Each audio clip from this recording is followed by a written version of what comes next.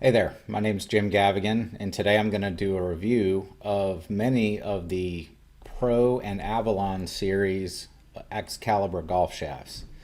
I've been using these for a couple of years now, and I'm really impressed with what Robin and his team have developed. And I just wanted to share with you guys some of my experiences with them. So, a little bit about me first is just some pertinence because I think it's important to understand since we're all individuals, we're all looking for different things. I want to tell you some of the things, where my skill level is, what age am I, what are the things that I tend to struggle with. So that way you can kind of put this together and maybe do a little bit of extrapolation into your own game, into your own mindset if you're considering these shafts, or even if you're not considering these shafts. I think you probably ought to. I've been super impressed. So first of all, I've got my USGA card up here. As you can see, I'm just under a one handicap. It's actually been trending up a little bit. I actually had an injury late last year that cost me some time, and I'm finally starting to play a little bit better these days.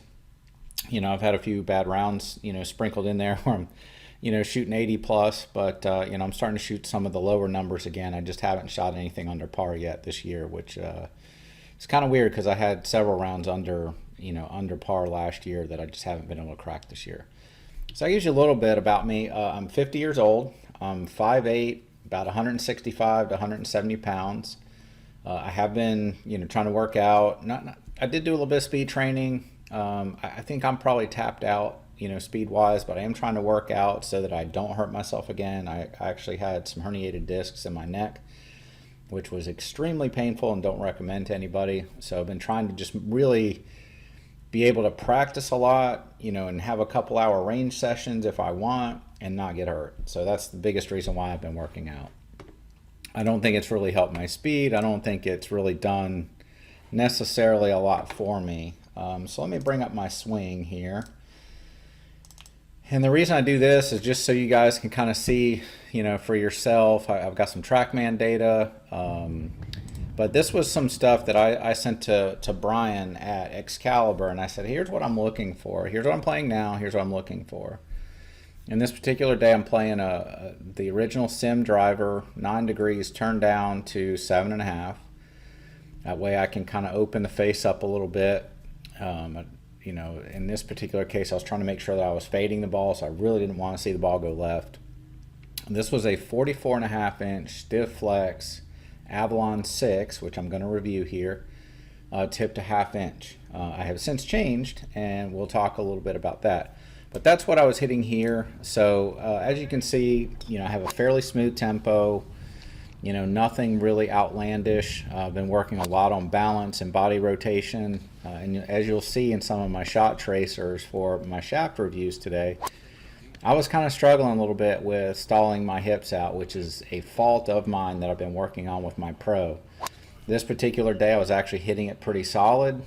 Was actually getting my hips turned through pretty well, so that's the reason why I wanted to bring that up. And also my shot tracers, I really didn't focus on me. I was trying to focus more on the ball flight. And so, really, let's see, let me get some Trackman data up there. So again, I don't have any kind of weird idiosyncrasies. My swing's fairly smooth.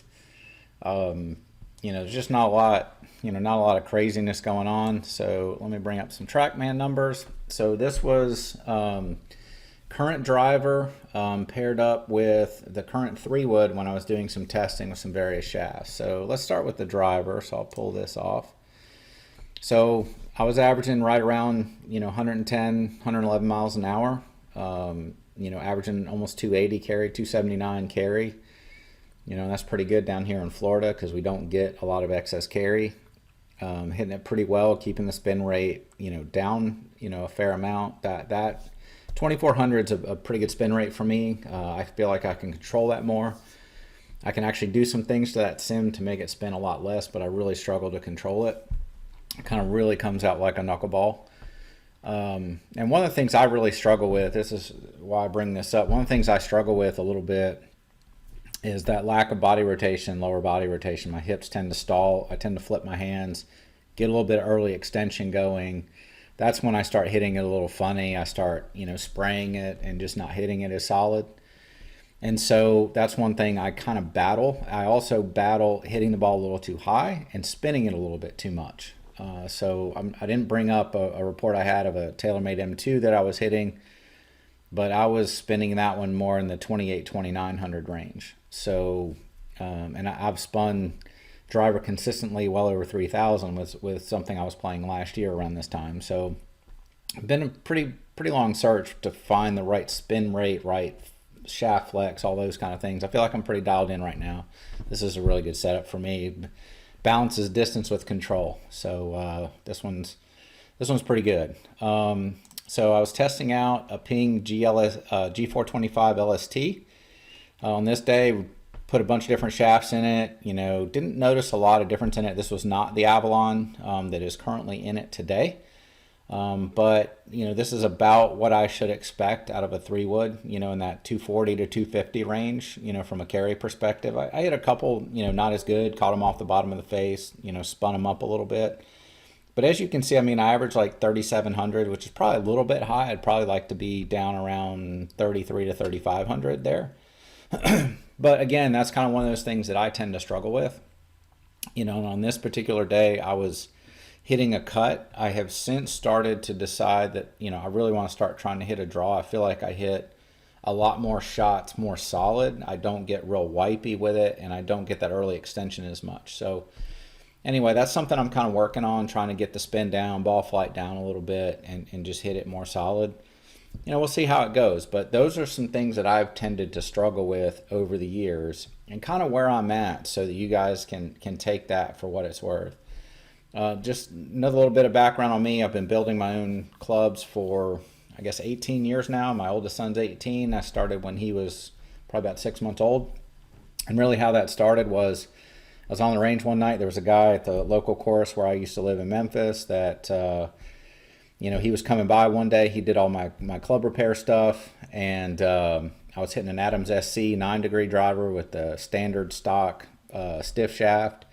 That was way too soft for me. That Adams SC had a design to get the ball in the air, which were things that I did not need. And I could tell that night because I was hitting the ball into the wind and felt like I was hitting it like 220, 230 yards, and they look like a pitching wedge. They would just spin up and then come straight down.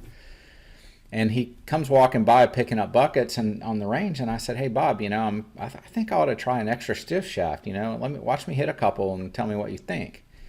And he kind of chuckles and tries to give me a lesson like I wasn't delivering, the club right. Now, this is a guy who was probably an 18 to 20 handicap, and I was probably playing off 2 or 3 at that point in time. I'd played with him a couple times. I'd shot, even to a couple over on 9, and he had shot bogey golf at best, right? So I'm like, buddy, you're not going to give me a lesson. You don't know enough. And so I just decided he's never going to get another dime of my money. And I sold a boat that I had at the time because I wasn't using it. And I had a golf course 5 minutes from the house. This is something I wanted to do for a little while. And being an engineer, I like to tinker with stuff. So I got into club making. So over the years, I've gotten to test a lot of shafts, a lot of different things. So I've kind of settled on kind of what works for me. And so that's kind of another basis for this review is I've always tended toward things that were too stiff for other people. They felt like they were boardy. Like back in the day, I loved the Grapholoid Blue shaft, which a lot of people thought was way too stiff. I loved it. Now, if I hit, say, something like a Hazardous Smoke Black or something along those lines, they feel incredibly boardy to me. I've got a Dynamic Gold X100 just straight in that I put in a 4-iron. Didn't like the feel because it felt too boardy to me. So I think I've smoothed out over the years, and I don't think I'm swinging as fast as I did when I was in my early to mid 30s when I first started this journey. So, but I have tended still to like a lot of things that other people find that they can't really get in the air and don't feel really that confident with. So, I still kind of tend that way, but just not as much as I used to.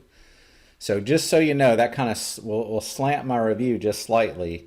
So if you're on the opposite end of that spectrum, maybe these aren't shafts for you. But certainly I think if you're a stronger swinger, lower handicap, even if you're not a lower handicap, but just have, a lot of swing speed and or a pretty violent transition, I think all these shafts that I'm about to review are things you could consider. So anyway, that's just a couple things about me, kind of put a little bit of perspective around what I'm about to tell you.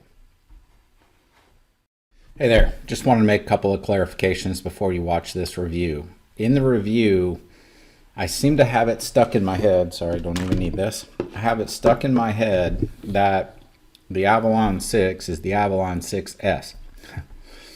Truth of the matter is, I was playing the stiff version of that shaft for a long time, so therefore I just kind of named it myself Avalon 6S. For some reason that stuck as the name of the shaft in shaft series. It is just Avalon 6. So pardon my mistakes there. Hope you enjoy the review. All right, so first up is the Avalon 6S. So let me bring this over to my screen here. This has really actually probably been my favorite shaft that I've ever played in a driver or fairway wood. The feel of these is just really incredible, really performs well. And honestly, I love the color scheme. I tend to like red, blue, purple hues and things of that nature. I think they just look really cool. I think this kind of fits. This purple is like a royalty color, back in the days of King Arthur and all that, kind of goes with this whole Excalibur theme. I think it's a really cool choice. The video I'm about to show you just doesn't do it justice. Like I said, just has a really good feel. Can definitely handle, stronger swings. Just really, good looking shaft. Let me show you some of my video here. So this was some video I took of it. So I've played this 44.5 inches, tipped a half inch with the driver. Oh, and I love the transition to silver down at the bottom. It is just the coolest paint scheme to me. So I've had a 44.5 inch stiff that I've played. The current gamer in my sim is actually 45.75 inches, tour stiff, which is their extra stiff, tipped a half inch.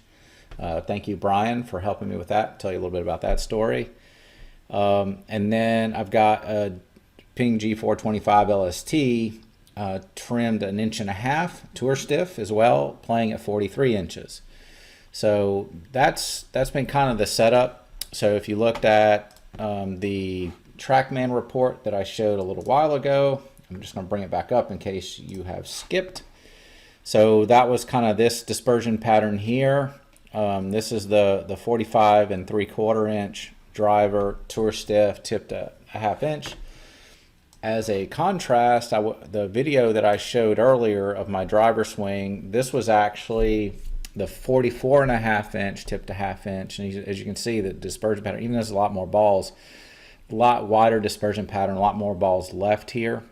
Spin rate was up just a little, a couple hundred RPM. My attack angle is a little bit up, a little bit more up here, a little bit more out to in. And I've picked up about 3 miles an hour in club head speed and about 6 in ball speed by going a little bit longer. And my smash factor actually got better. So I kind of stumbled upon this. Not everybody's like this. A lot of times people, you go shorter, which had been my thing, but I've been kind of working on getting some more depth in my backswing. I used to swing very upright, much more like a Justin Thomas. He gets really upright, and if you have an upright golf swing, it makes it really hard to me to square up a longer shafted driver. So I've tried to get a little bit more depth in my backswing, and that has certainly helped. And honestly, every time in my past I had tried to play a longer shaft, it did not work out well for me at all. At all. And so, what I was really able to find was this helped me a lot. So let me pull up a couple of driver swings here from the range the other day. So let me rewind that. So as you'll see, I'm kind of stalling the hips out a little bit here. I think I've got one in slow motion. But I was hitting the ball left a lot, and I was stalling out. and you know, club face was kind of shutting down on me a little bit here. I ended up playing 2 days later and just absolutely smashed the driver. Was really hitting it good, hitting that nice little draw or a pretty straight shot. Wasn't hitting shots like this too often, that's for sure. So that kind of gets you an idea. That was a pretty accurate shot tracer there. Let's see this one.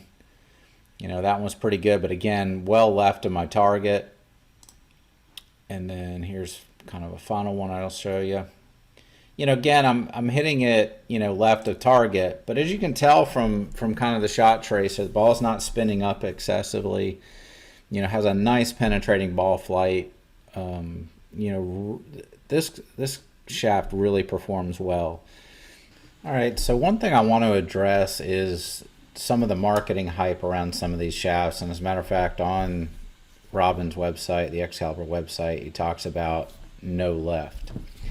And a lot of times you'll see claims of low spin or high launch, low launch things. So I'm going to try to say this the right way, because I shot, this is my take 2 of this video, or this part of this video. And I want to make sure I say this the right way. No golf shaft is going to overcome a poor head design choice or a poor swing. I've hit, you know, his no left shafts. I've snap hooked them. A golf shaft isn't going to save you from hitting the ball left. What I will say is I feel like this Avalon 6, I do hit left less. But if I set up improperly, I make an improper swing, and I shut that face down, that ball's going left. There's nothing a golf shaft can do to save that.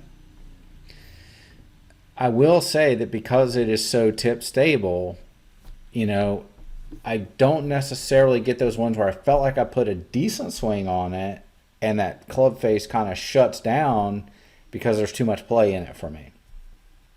So I think that's more like what they mean. It's not that you can't hit it left. You can definitely make a bad swing and that ball's going to go left. So I just want to make sure that I, you know, I try to put my spin on that and just kind of my experience. You know, you may have a different opinion. That's fine. I'm you know, not here to debate anything. I'm just saying from my own personal experience, this is kind of what I've found.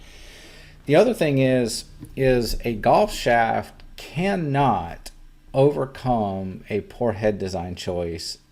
If you're spinning the ball too much with a driver or 3-wood head, I don't care what shaft you put in it, it's not going to overcome it. It's just not. And I'll give you a case in point. So I had a 3-wood head. I won't name it at this point because I don't want to throw shade, because I tend to like this company's stuff. But this 3-wood was a very, very poor design for me. It tended to spin the ball way too much. So the first shaft I put in was an Aldila Envy Next Gen, 80. I think it was the 80 gram or 85 gram shaft in it, and extra stiff. And I didn't tip trim it because a lot of times I'm trying to play stuff in between flexes. You know, sometimes extra stiff feels a little bit boardy. And buddy, I overspun this thing. There was one I hit into a slight breeze. I kid you not, I hit the ball 208 yards coming into a par 5. I had like 240 or no, like 254 or something like that. I had 46 yards for my third shot. I hit a 208, and I hit it solid. And I was just like, this is just not good. And so I actually played the Avalon 6, 44 inches, tipped a ½ inch. Didn't really change the performance much. I may have hit a little bit better. And then I, you know, talking with Brian some more, and like, hey man, I'm still spinning this thing off the planet. You know, what can we do? He said, take it down to 43 inches and 1.5 inches tip trim. I did that. Didn't help. And as a matter of fact, the day that I was hitting, let's see if I can find these numbers. So let's see. I think we labeled this as 3-wood. Yeah, here we go. So I was averaging almost 5,000 RPM spin. This was the last ball I hit. 102 miles an hour club hit speed, 152 ball speed, 1.49 smash factor. I absolutely thumped this ball, and I hit a nice little tight draw on it. Nice launch angle, but the spin's, 4,400. The ball only went 240, and I hit that absolutely as good as I can hit it. If I hit that same shot with this Ping G425 LST, that would have been a 260 carry. I mean, I absolutely thumped that ball. And I'm like, there's no shaft that's going to overcome a design that just isn't fit well for you. There was nothing I could do to make that TaylorMade M2 spin low enough for me. There was nothing I could do. The previous driver that I was hitting, which was actually, I think, a 10 or 10.5 degree. I think it was a 10.5 hand-picked at 10. There was nothing I could do to make that club head spin at the right window for me. I don't care what shaft I put in it. It did not matter. So the thing, I really made a poor point, in the previous shoot of this, but I wanted to, at least kind of give you my take on that. I think shaft affects dispersion and feel much more than anything else. And sometimes those two go hand in hand. And sometimes it can affect the spin. Like I felt like these shafts felt great in my hands, and I felt like I could deliver the club, and the head design killed me, right? There are other times that I've hit a poor design shaft for me in a really good head, and I hit it all over the place, and I overspun it or different things because I couldn't overcome some of those faults that I've already talked about. It actually accentuated them. So I think, the shaft, I think, is really much more impactful on how you deliver it and how well you consistently hit the sweet spot. I think that can definitely make a difference because, like in some of the TXG testing I've seen, the dynamic lie angle or, the amount of droop that a shaft has and kind of how it gets delivered can be affected by the flex and just how the shaft feels to the individual. Definitely have seen that. For sure. So, and it definitely, I believe, affects dispersion because of that, because you don't ever get comfortable and you don't make good solid swings. You never just really let it go. And once you get a shaft that feels right in your hands, you can just let it go. And, it's not going to stray too far offline.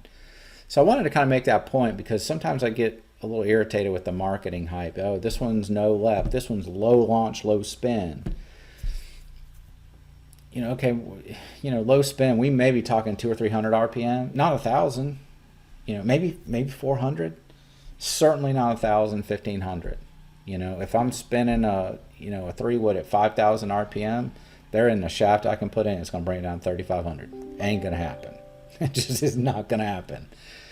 And so, I think, those effects are a little bit minimal, but yet I think the shaft is a really important component in the golf club because it so affects feel and confidence. So that's the reason why I want to kind of make a couple of those points. I don't want people to expect too much in, this one's no left and I'm going to bring the spin down. I'm spinning this driver way too much. I'm going to bring the spin down 1,000 RPM. Ain't going to happen. So anyway, hope that makes sense. And, I would be curious if people have had really different experiences than that. But that's just been my experience. And I think, the TXG, those guys do a really good job with data. And I'm a data guy. My company, Industrial Insight, is a data company. So I analyze data all day. That's just what the data has borne out to me that I've seen and it kind of matched up the field. So anyway, I don't know what your thoughts are, but would be interested in any comments or any discussions on the forums that I'm posting this in. So for me, I love the way the 6S is delivered. It's got a smooth feel, yet it's very, very stable. I'd never feel like it's going to get wild on me. So it's been a really, really good shaft. If you're a stronger swinger, and even if you're not a stronger swinger, I would have no hesitation if I was swinging at 85, 90 miles an hour and just needed a little tighter dispersion. I would have no problem, throwing a regular flex shaft in somebody's driver here for that. I mean, this thing really does feel good. literally been the best shaft I think I've ever played. So highly recommend it. I think the numbers bear that out. The numbers are actually really, really good here.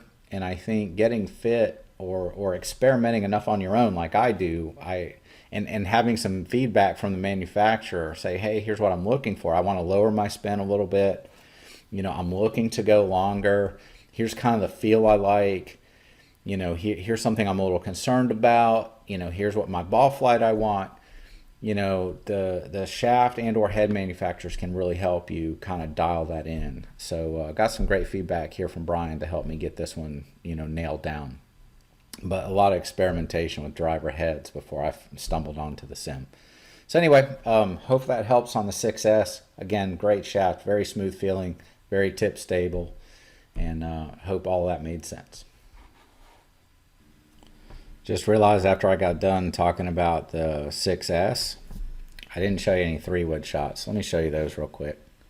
So again, ping G425 LST, turned down to 1 degree, not flat, just on the neutral lie angle setting. And I struggle a little bit. Like that was a nice little cut. I was kind of irritated because I'm really trying to play a draw, with the 3-wood, and I just wasn't doing it, and it wasn't the shaft or the club, it's me. I wasn't delivering it very well this particular morning. But I mean, you can still see a really penetrating trajectory. I really like the feel of this shaft and the trajectory of it. It's really, really good. I yanked the snot out of that one. But again, very, very penetrating, really good trajectory in both driver and 3-wood. I know a lot of people have been playing heavier shafts in 3-woods, and I told Brian, I said, you guys need to develop a 70 gram, 80 gram weight range of a 6S. I think it would be a killer in a fairway wood. I'm playing just the standard 60 gram or 65, whatever the stock is on that in my ping 3-wood, and I tend to like a heavier swing weight. See, tour stiff is 67 grams, so it's almost a 70 gram weight. But I'm playing that in the 3-wood. I've let some other guys who swing it really strong hit it, and they loved it. Ball flight's just tremendous. So, really good 3-wood option too. If you don't mind staying just a little bit lighter, and that ping has a little extra head weight, so you can really feel it. I think I'm playing it at like D4 if I remember right. But excellent shaft in a 3-wood also.